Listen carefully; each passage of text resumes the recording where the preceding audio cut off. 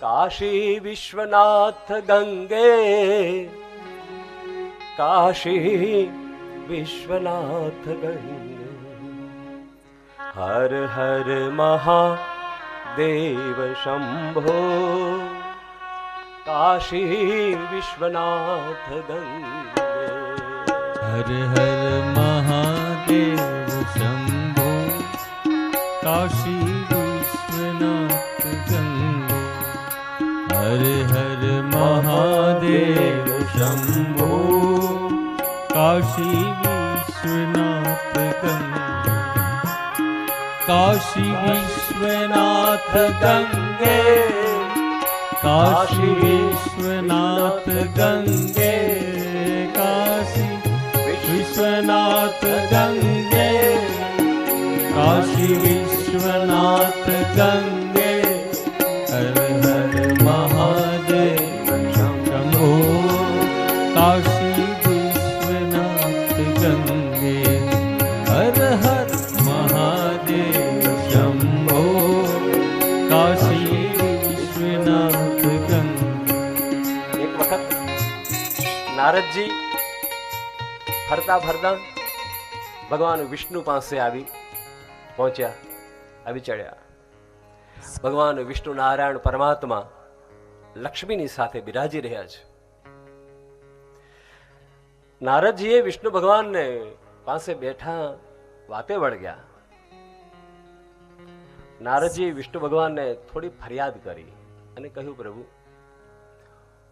હું બ્રહ્મપુત્ર, બ્રહ્મ જાનાતી, હું બ્રહ્મને જાણનાર વ્યક્તિ, હું આટલો જ્ઞાની, ભક્ત, વૈરાગી, મારામાં શું નથી? ભગવાને કીધું, ધન્ય મુનિ, આપ તો પ્રણામને પાત્ર છો, આપ તો દેવર્ષિ છો, દેવતાઓના ઋષિ છો, દેવર્ષિ છો. પ્રભુ, જો હું જ્ઞાની છું, હું વૈરાગી છું, હું તપસ્વી છું, હું મારી પાસે ઘણું બધું હોવા છતાં એક પ્રોબ્લેમ મને નડ્યા કરે છે. બોલો લ્યો, નારદજીને પ્રોબ્લેમ નડે છે, આપણને નડે એમાં નવાઈ ખરી? એક પ્રોબ્લેમ મને નડે છે કે શું? કે હું જ્યારે જ્યારે વૈકુંઠમાં આવું ના, ત્યારે જય વિજય મને અટકાવીને પૂછે, શા માટે આવ્યા છો? હું બ્રહ્મલોકમાં જાઉં તો બ્રહ્મલોકના દ્વારપાળ હોય, એ દ્વારપાળ મને અટકાવીને પૂછે, નારદજી આપ પધાર્યા છો, પણ કોઈ કામ છે?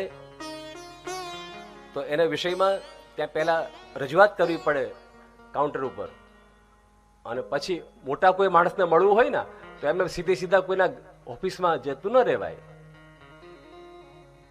પ્રભુ, હું વૈકુંઠ આવું તોય મને રોકવામાં આવે, મારી તપાસ થાય, શા માટે આવ્યા, શું કામ, કેવી રીતે આવ્યા, સિક્યુરિટી ચેકિંગ થાય, અને પછી મને અંદર આવવા દેવામાં આવે.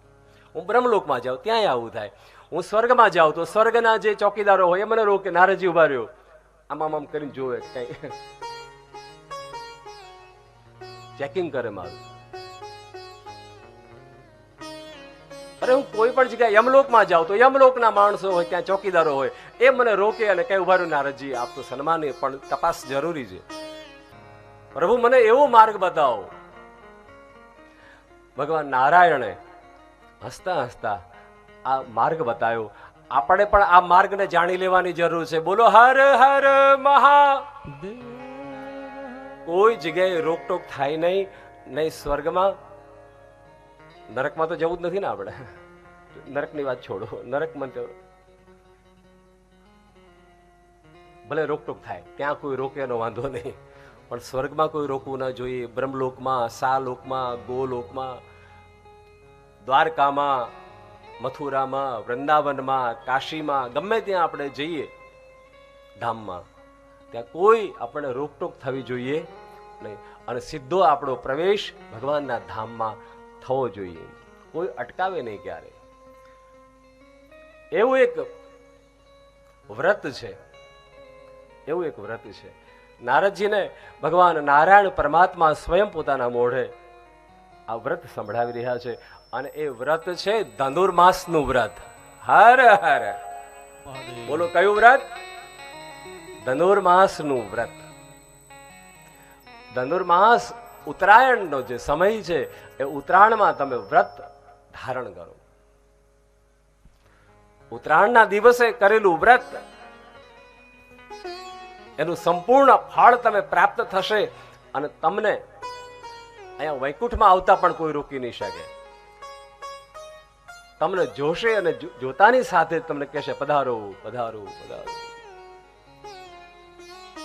ગોલોકમાં, સાલોકમાં, મુક્તિના કોઈ પણ ધામમાં, વૈકુંઠમાં કોઈ પણ જગ્યાએ આપને કોઈ રોકટોક ન થઈ શકે.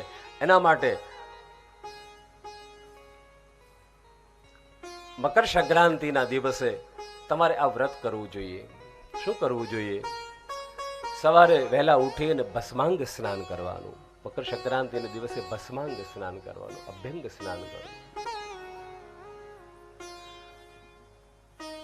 દિગંબરા દિગંબરા શ્રીપાદ વલ્લભ દિગંબરા એવી કોઈ ભસ્મ લાવો જે સિદ્ધ ધૂણાની હોય અને એવી ભસ્મ લાવી તમારા જળમાં નાખી એનાથી સવારમાં સ્નાન કરો. આ ધનુર્માસનું વ્રત બતાવવામાં આવ્યું. એ દિવસે તેલનું દાન કરવું. શેનું? તેલનું અથવા તલનું. ખાસ તલનું દાન, તેલનું દાન, સાથે ગુડ ગોળ, ગોળનું દાન કરવું. એ દિવસે રસનું દાન કરવું. કોઈ પ્રકારનો રસ, શેરડી આદિ કોઈ પણ રસ દાન કરવું. પાત્રનું દાન કરવું. ધાન્ય, ઘઉં ચોખા આદિ દાન કરવું. પછી પાત્ર, ખાલી પાત્ર ન રાખવું પણ એની અંદર કંઈક મૂકીને પાત્ર દાન કરવું. વસ્ત્ર દાન કરવું, વસ્ત્ર આપવું. એ દિવસે પદદાન પણ આપી શકાય. ખાસ વિશેષ કરીને પદદાનની અંદર છત્રી, ચપ્પલ, થાળી, વાટકી વગેરે અને કળશ, આસન, બોલો માળા, બોલો બોલો આગળ, છત્રી,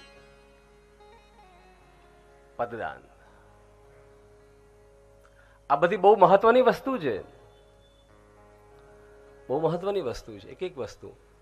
અને એનું દાન એ મકર સંક્રાંતિને દિવસે જ્યારે કરવામાં આવે અને એ પછી સવારનું ભોજનનો ત્યાગ કરી અને સાંજે ભોજન કરવું, એટલે આખો દિવસ ઉપવાસ કરવો. આખો દિવસ ઉપવાસ કરવો, ઉપવાસ કરવો, ફરાળ કરવું.